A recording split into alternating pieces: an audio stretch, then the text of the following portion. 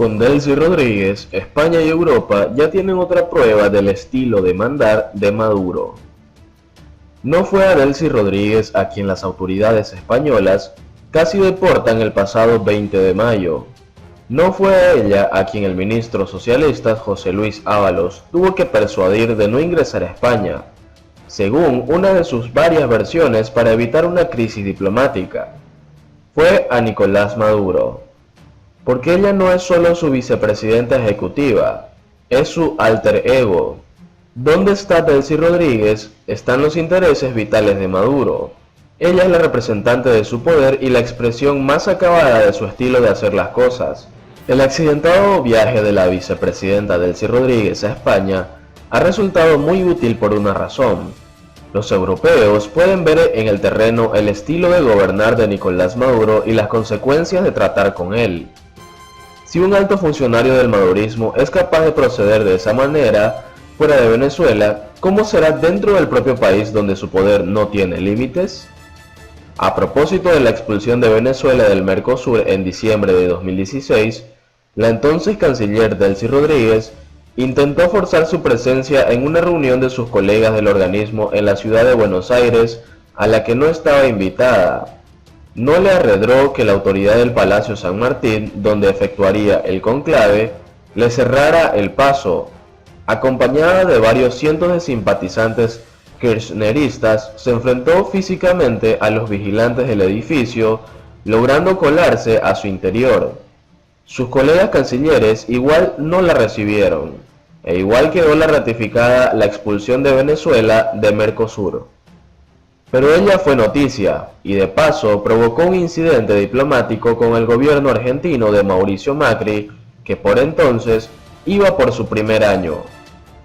Esa noche Rodríguez hizo difundir un video de la supuesta agresión física de la que fue objeto y aseguró que le habían fracturado la clavícula. Ese fue solo el más conocido de varios incidentes que protagonizó como ministra de Comunicación e Información y más tarde como canciller. Son conocidas sus intemperencias, insultos a la prensa y a otros gobiernos, y ello ha conseguido cualquier cosa menos mejorar la imagen internacional del régimen madurista. En un gobierno normal, una funcionaria que procede de esas maneras pasaría a un segundo plano de inmediato, pero no pasa así con Nicolás Maduro, quien la premió designándola al frente de su Asamblea Nacional Constituyente por encima de otros dirigentes chavistas como Diosdado Cabello, y posteriormente la elevó como su vicepresidenta ejecutiva. Ese estilo de hacer las cosas es el que intentó aplicar en el aeropuerto de Barajas en Madrid para angustia y zozobra de un gobierno en el cual Maduro tiene aliados, pero el que le creó una tormenta política que aún no amaina, exactamente de la misma manera como intentó incorporarse a la brava a aquella reunión de cancilleres de Mercosur en Buenos Aires. De modo que para todos los implicados, el incidente de su viaje a España ha resultado ser un desastre absoluto de relaciones públicas y, sin embargo, solo por un milagro Maduro va a prescindir de ella, entre otras cosas porque más dedos tiene una mano que el número de personas en las que confía dentro del régimen, y una de ellas es Delcy Rodríguez. Donde se ejecutan las decisiones importantes para Maduro está ella, siempre en el centro del poder. Es su termómetro.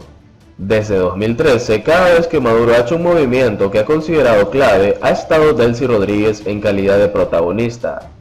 Cuando decidió reemplazar a nada más y nada menos que Rafael Ramírez del Ministerio de Relaciones Exteriores en diciembre de 2014, con la cual el otrora zar petrolero quedaba por primera vez fuera del alto gobierno desde 2002.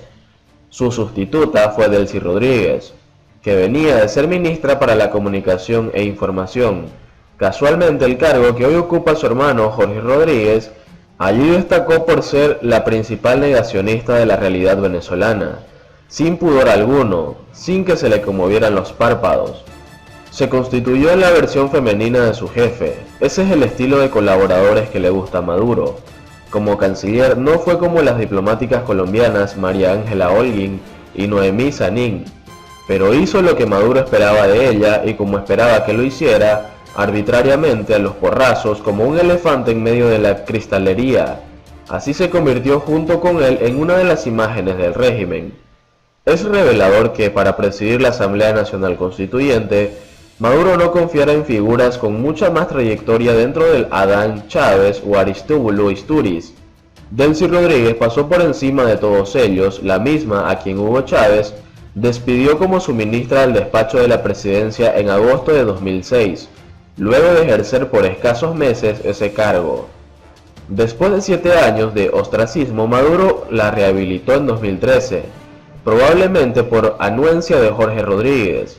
Desde entonces sí hay que dialogar con la oposición cuando va ella. Si hay que excarcelar presos políticos, ella está allí. Si se intenta crear el primer partido maurista del país, el movimiento Somos Venezuela, para reemplazar la PSV, es ella quien lo preside. Y si se necesita que alguien de la más estricta confianza viaje a un país clave para Venezuela en Europa, a fin de influir en su gobierno para evitar que se apliquen las sanciones personales europeas a los miembros más destacados del régimen madurista, que ofrezca ventajosas condiciones de inversión en la alicaída industria petrolera venezolana y de paso influir para estropear la exitosa gira de Juan Guaidó por el viejo continente, esa es Delcy Rodríguez. Obsérvese el detalle, Maduro no envió para tratar esos asuntos de tan importante carácter internacional al canciller Jorge Arreaza, sino a ella. De modo que Delcy Rodríguez se ha convertido en la mujer más poderosa del país luego de Cilia Flores. Es de suponer. Ella actúa en la lógica del poder absoluto de Maduro, en la cual es muy difícil tener aliados. Hay fuerzas muy superiores o hay rehenes. No hay términos medios, no hay aliados. Es el drama en el que, por cierto, ha caído el grupo de diputados que se vendieron para golpear a la mayoría opositora que respalda a Juan Guaidó y que ha intentado instalar una directiva paralela a la Asamblea Nacional. No son aliados de Maduro, son sus rehenes. De la misma manera, Delcy Rodríguez no fue a Madrid a solicitar como en Buenos Aires hace 3 años, fue a exigir, como el que va a cobrar favores reales o supuestos. ¿Qué favores? Es lo que probablemente se esconda detrás de las distintas versiones que el ministro de Transporte, José Luis Ábalos, ha suministrado a la opinión pública española. Por otro lado, sobornos de Maduro a periodistas y diputados serán denunciados ante la CIDH. El Colegio Nacional de Periodistas informó que sus representantes recibieron ofertas de altas sumas de dinero para favorecer a Luis Parra, ficha de Maduro. Continúa la operación Alacrán en Venezuela, que consiste en el soborno de miembros de la oposición por parte del régimen de Nicolás Maduro. En esta oportunidad, el Colegio Nacional de Periodistas denunció que el usurpador Luis Parra ofreció grandes sumas de dinero a comunicadores para obtener apoyo público. En un comunicado, la CNP informó que sus representantes recibieron llamadas de la directiva ilegal y usurpadora de la chavista Asamblea Nacional para darle legitimidad al poder legislativo. Por su parte, la diputada opositora Delsa Solórzano denunció que la operación Alacrán continúa con sobornos a dirigentes regionales de partidos políticos para lograr un parlamento paralelo y a conveniencia de la tiranía chavista. Solórzano, fundadora del partido Encuentro Ciudadano, aseveró que cuenta con pruebas de sobornos por parte del chavismo que buscan dividir el seno de los partidos opositores. Destacó que el régimen de Maduro utiliza esta táctica para comprar a los militantes más vulnerables e iniciar procesos de apropiación de las organizaciones políticas a través de sentencias del Tribunal Supremo de Justicia de la tiranía. Tenemos pruebas diversas, fotos, videos, grabaciones que por proteger a nuestra gente no van a ser presentadas al público. Todas estas pruebas estarán siendo consignadas el día de hoy ante la Comisión Interamericana de Derechos Humanos para pedir medidas especiales de protección para nuestros dirigentes, detalló. Recientemente se conoció que 2 políticos regionales se habrían juramentado ante el usurpador Luis Parra para formar parte del quórum al de la Asamblea Usurpadora. Se trata de Edmundo Prieto y Amanda Linares, quien a pesar de no ser diputados pretenden ejercer dicha función. Prieto quedó como cuarto en la lista por el estado Nueva Esparta, mientras que Linares de tercera por el estado Cojedes. No fueron electos ni como diputados ni como suplentes debido a que los principales se mantienen ocupando sus curules en la legítima Asamblea Nacional de Venezuela presidida por el presidente Juan Guaidó.